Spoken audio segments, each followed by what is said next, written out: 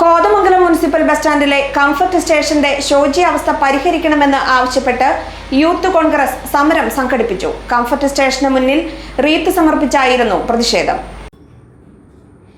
Kothamangalam municipal bus സ്റ്റാൻഡിലെ comfort സ്റ്റേഷന്റെ പ്രവർത്തനം പലപ്പോഴും തടസ്സപ്പെടുകയാണ്. ദുർഗന്ധം ഉൾപ്പെടെ മറ്റു പ്രശ്നങ്ങളുമുണ്ട്.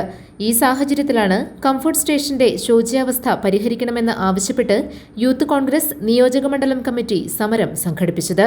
പ്രതിഷേധ സൂചകമായി കംഫർട്ട് സ്റ്റേഷന് മുമ്പിൽ റീത്ത് സമർപ്പിച്ചു.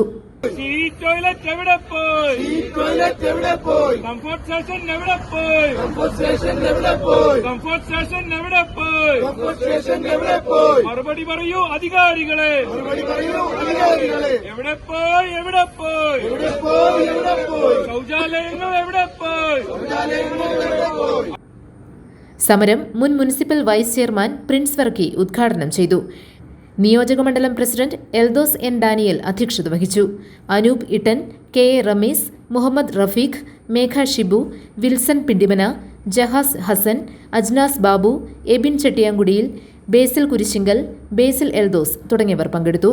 ബന്ധപ്പെട്ട് ചില മെയിന്റനൻസ് വർക്കുകൾ കോതമംഗലം നഗരത്തിൽ നടക്കുന്നതിനാൽ വെള്ളം കൃത്യമായിട്ട് എത്തിയിട്ടില്ല എന്നുള്ളത് വാസ്തവമാണെങ്കിൽ പോലും ഇത് ഒരു പ്രധാനപ്പെട്ട ആവശ്യം നിലയ്ക്ക് ടാങ്കർ ലോറികളിൽ വെള്ളം കൊണ്ടുവന്ന് ഇവിടെ വെള്ളത്തിനുള്ള സൌകര്യങ്ങൾ ഏർപ്പെടുത്തേണ്ട നഗരസഭാ അധികാരികൾ ഇത് കണ്ടില്ല എന്ന് നടിക്കുകയാണ് കഴിഞ്ഞ ദിവസങ്ങളിലുണ്ടായത്.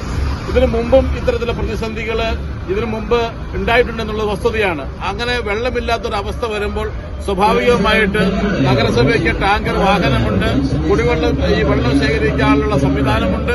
അത് കൊണ്ടുവന്ന് ഇവിടെ ക്രമീകരിച്ചിരിക്കുന്ന ടാങ്കുകളിലേക്ക് ആ വെള്ളം അടിച്ചു കൊടുത്തുകൊണ്ട് ഇത്തരത്തിലുള്ള ക്രമീകരണം ചെയ്യുന്ന പതിവ് തെറ്റിച്ചുകൊണ്ട് ഇപ്പോൾ കോതമംഗലം നഗരസഭയെ സംബന്ധിച്ച് GTV ന്യൂസ് കോതമംഗലം.